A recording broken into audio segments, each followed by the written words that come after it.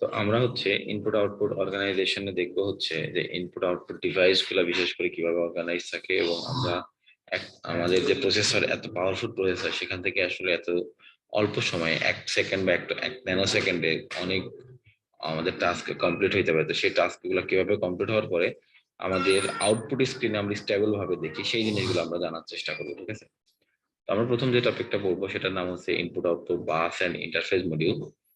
Input output bus এবং interface মডিউলের একটা এক্সাম্পল আমার সামনে আছে, এটার ব্লক ডায়াগ্রাম দেওয়া আছে, আপনারা এখানে দেখতে পাচ্ছেন।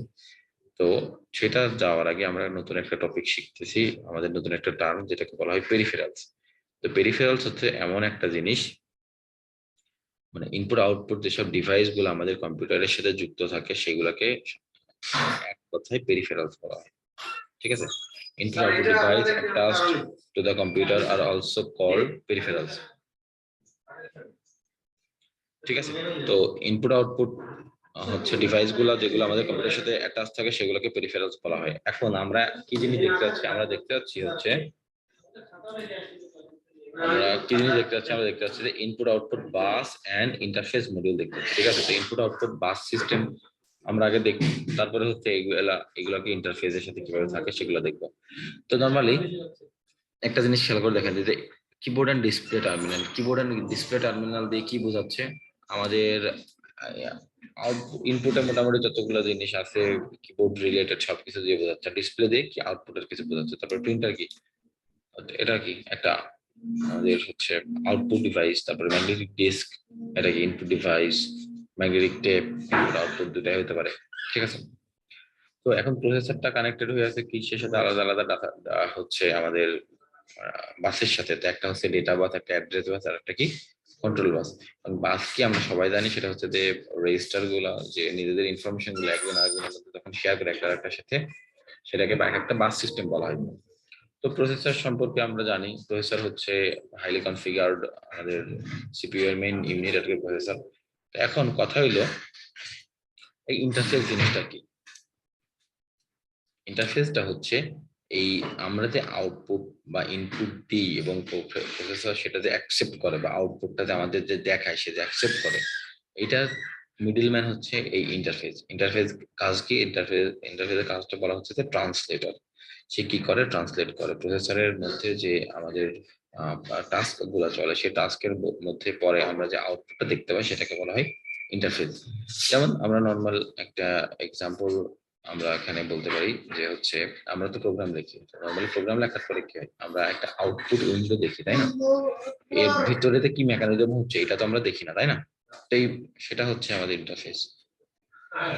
ঠিক আছে, তো প্রসেসর জিনিসটা হচ্ছে একটা প্রসেসর একটা মিলি সেকেন্ডে প্রায় 1 সেকেন্ডে বা একটা মিলি সেকেন্ডে সে প্রায় 15-20 হাজারের উপরে একটা টাস্ক প্রসেস করতে পারে। এটা রেগুলার নর্মাল প্রসেসর, খুব সুপার প্রসেসরের কথা আমি বলতেছি না।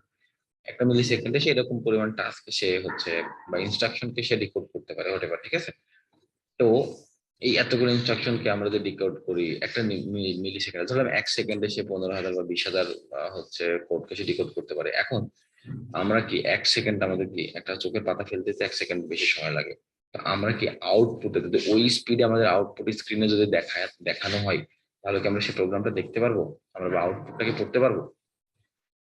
ব্লিঙ্ক করে চলে যাবে, আমরা সেটা পড়তে পারবো না। তো সেইটাকে স্টেবল করার জন্য আমরা যেটা ইউজ করি সেটার নাম হচ্ছে ইন্টারফেস। বোঝা গেছে? Yes, sir.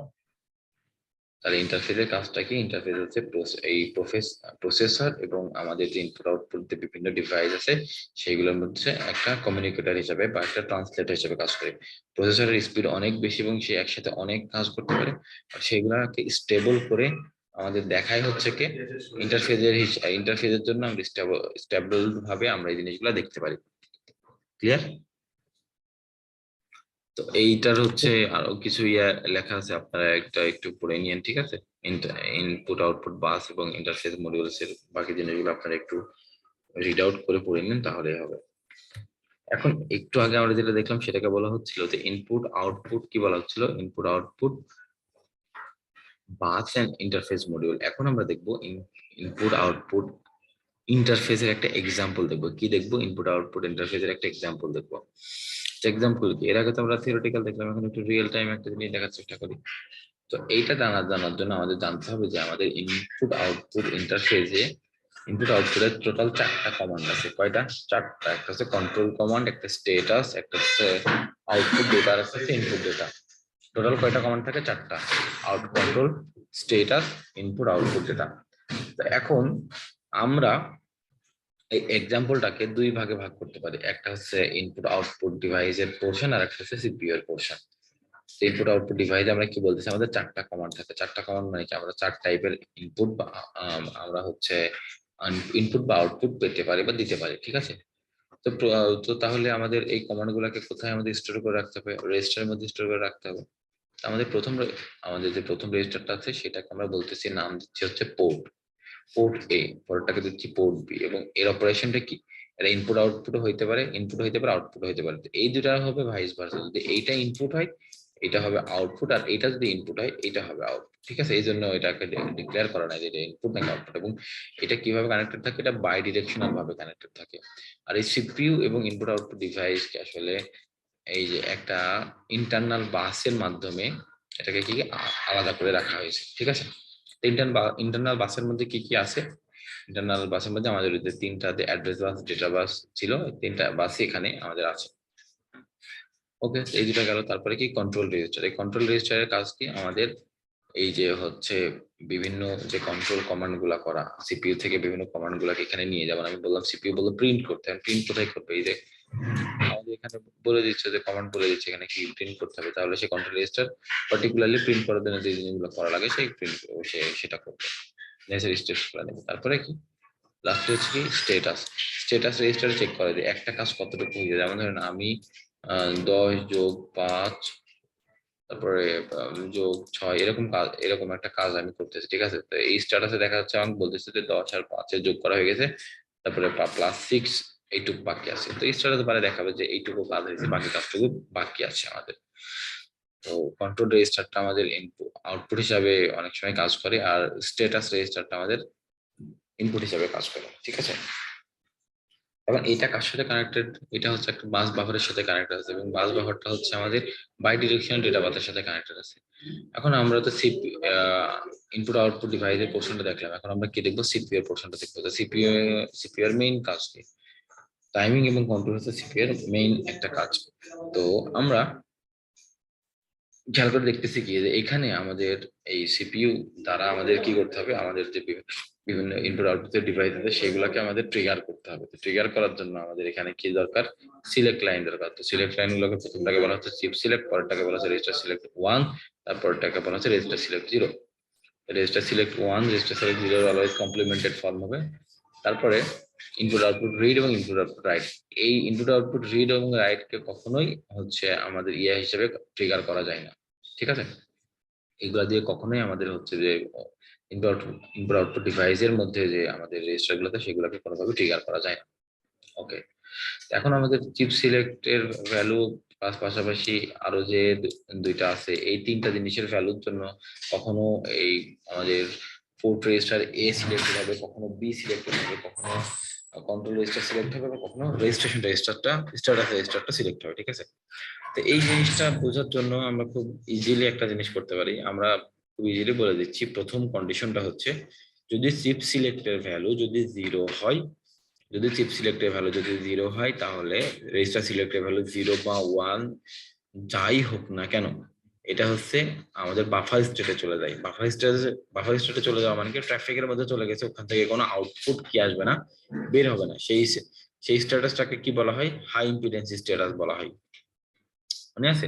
তো সেজন্য আমরা কি লিখছি এখানে? যে চিপ সিলেক্ট যদি 0 হয় তাহলে আমাদের রেজিস্টার সিলেক্টের 1 নম্বর রেজিস্টার সিলেক্টের ভ্যালু আসবে না, এবং আমাদের হচ্ছে রেজিস্টার সিলেক্ট 0 নাম্বার যেটা, সেটাতে আমরা 0 বা 1 যাই দিই না কেন আমাদের আউটপুট আসবে না। সেজন্য আমরা এখানে দুইটা ক্রস চিহ্ন ইউজ করছি, ঠিক আছে?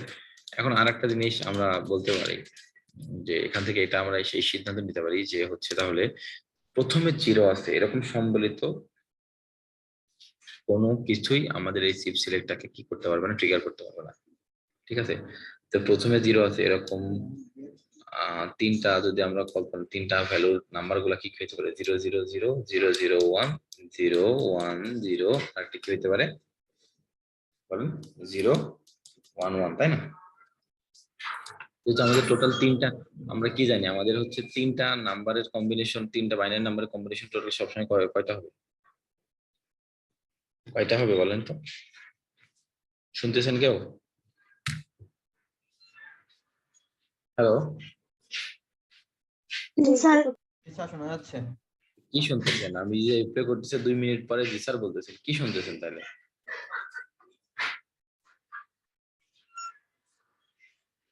আর আমি কি বললাম বলেন তো একটু আগে? কি কি কি পড়াচ্ছি আমি সেটা বলেন, আমি কি পড়াচ্ছি সেটা বলেন।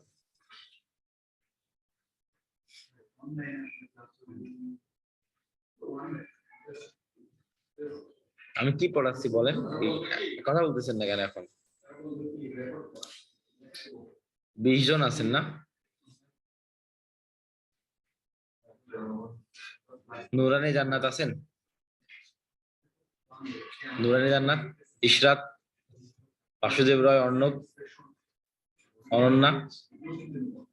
জি স্যার। কি পড়াচ্ছে বলেন তো? স্যার আইও অর্গানাইজেশন ওইটা, আর আইও এখন হচ্ছে স্যার অর্গানাইজেশন পড়াচ্ছি। আচ্ছা, আর চ্যাপ্টারের নাম এখন ঠিক স্যার বলছেন। হ্যাঁ, এখন কি পড়াচ্ছি? ওইটা স্যার ওই যে আইও ইন্টারফেস একটা এক্সাম্পল স্যার। একটা এক্সাম্পল পড়াচ্ছি। এক্সাম্পল আমি কি পড়াচ্ছিলাম একটু আগে? স্যার ওইখানে স্যার বলতেছিলেন যে সিপিইউ থেকে আইও ডিভাইসে হচ্ছে এই যে মানে স্যার আমি ভালো করে স্যার আমি নোটটা করতে পারিনি এখানে, মাঝখানে স্যার স্টপ হয়ে গেছিল আমার। আর তারপরে স্যার হচ্ছে এখানে ওই যে জিরো দিয়ে স্টার্ট হবে এরকম একটা কি বলছিলেন, এরকম একটা কম্বিনেশন কি গুলো বলছিলাম? নিচ্ছিলেন।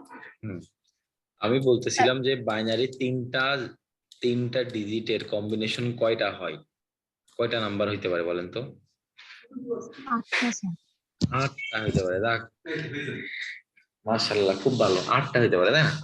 এখানে আমি কি বলতেছি যে চিপ সিলেক্টের ভ্যালু যদি 0 হয় তার মানে কি প্রথম ভ্যালুটা যদি 0 হয় তাহলে সেগুলোকে আমরা কাউন্ট করব না, কারণ সেগুলো হাই ইম্পিডেন্সে চলে যাবে, তাই না?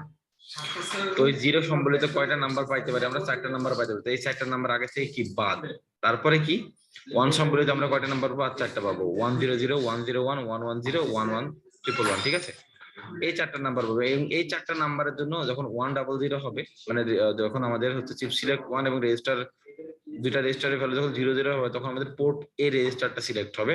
তারপরে যখন 101 হবে পোর্ট বি, 110 হবে কন্ট্রোল, 111 হলে স্ট্যাটাস রেজিস্টার। এই তিনটা জিনিস আমাদের কি তখন সিলেক্ট হবে। বুঝতে পারছেন জিনিসটা? এখান থেকে আমাদের কোশ্চেন আসার সম্ভাবনা অনেক বেশি। সো আপনাদের সবাইকে রিকোয়েস্ট একটু পড়াশোনা করেন আর কি এই টপিক গুলা থেকে, ঠিক আছে? আর বাকি এই জিনিসগুলো আপনারা নিজের থেকে একবার একটু রিড আউট করবেন। ওকে।